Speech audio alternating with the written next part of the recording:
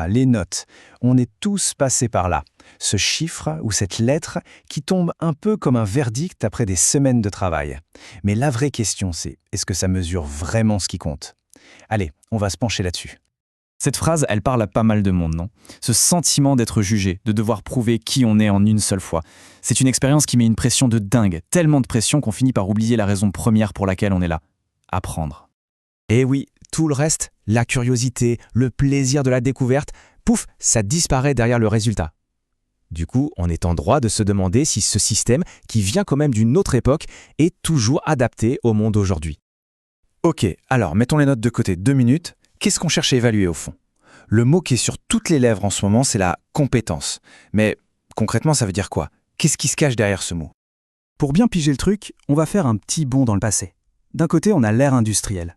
Pensez à Charlot dans les temps modernes, qui répète le même geste à l'infini sur sa chaîne de montage.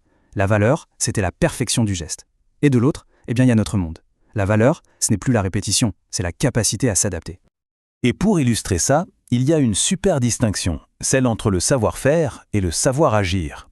Le savoir-faire, disons que c'est connaître la recette du gâteau par cœur. C'est super important, mais ça a ses limites. Le savoir-agir, là c'est autre chose. C'est être capable de sortir un dessert incroyable alors qu'il manque la moitié des ingrédients et que le four fait des siennes. Vous voyez la nuance ? Et cette pyramide, elle est géniale pour visualiser ça. Regardez, tout en bas, à la base, on a les connaissances, ce qu'on sait. Juste au-dessus, le savoir-faire, ce qu'on sait faire. Mais là où tout se joue vraiment, c'est au sommet. C'est la mise en œuvre, la capacité à agir intelligemment dans une situation réelle et souvent inédite. Voilà, on y est. Le cœur du sujet, il est là. Une compétence, ce n'est pas un truc statique, un diplôme qu'on met au mur. C'est vivant, c'est comme un muscle qui s'entraîne. C'est cette fameuse capacité à aller piocher dans toutes ses ressources, internes comme externes, pour trouver la bonne solution à un problème qu'on n'a jamais vu avant. Bon, d'accord. La compétence, c'est complexe, c'est un mouvement permanent. Mais alors, comment on fait pour évaluer un truc aussi insaisissable? Et c'est là que ça devient un vrai casse-tête, surtout pour la personne qui doit évaluer. En fait, on est face à un paradoxe. D'un côté, on rêve d'une évaluation qui soit juste, carrée, presque mathématique. Mais de l'autre, on sait très bien que ça reste un jugement humain, avec forcément une part de subjectivité. Alors, science ou art? La question est posée. Et comme si ce n'était pas assez compliqué, l'évaluateur se retrouve au milieu d'un véritable champ de bataille. L'institution veut des standards, les entreprises des gens opérationnels tout de suite, la société demande des comptes, et au milieu de tout ça, il y a l'apprenant, qui navigue entre son envie d'apprendre et son besoin d'avoir le papier à la fin. Et en gros, tout ça se résume à 2 logiques qui s'affrontent. D'un côté, il y a la certification, c'est le tampon. Son rôle, c'est de trier, de valider, c'est un regard tourné vers le passé. De l'autre côté, il y a la formation. Là, l'idée, c'est de guider, de faire grandir, c'est un regard vers l'avenir. Et faire les deux en même temps, c'est quasi mission impossible. Alors quoi? On est coincé dans cette tension permanente? Ou est-ce qu'il existerait une voie pour réconcilier tout ça? Une porte de sortie? Eh bien, figurez-vous que oui, il y en a une. Face à ce défi, on voit émerger des outils vraiment innovants.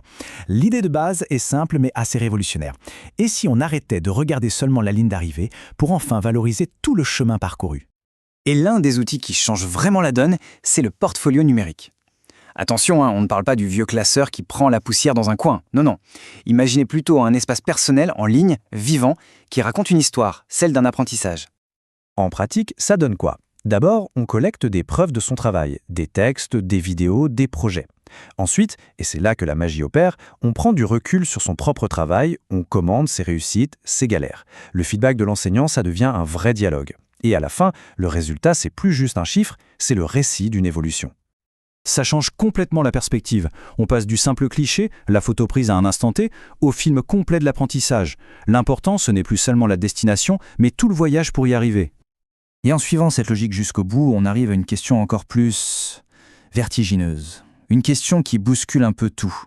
Et si on allait vraiment au bout de l'idée? Si le but c'est d'apprendre et de progresser, est-ce qu'on a encore vraiment besoin du verdict de la note? Et si on imaginait une formation totalement libérée des notes? L'idée, c'est de tout remettre à l'endroit. L'évaluation ne serait plus ce truc un peu effrayant qu'on subit, mais elle deviendrait une boussole personnelle, un outil qu'on s'approprie pour tracer son propre chemin. Et ça nous laisse avec cette pensée pour la fin. Si l'objectif, ce n'est plus la note, mais la croissance, qu'est-ce qu'on est en train de mesurer au fond? Peut-être qu'on arrête enfin de mesurer un stock de connaissances à un instant donné pour commencer à reconnaître une trajectoire, ce qu'une personne est en train de devenir. Ça change tout, non?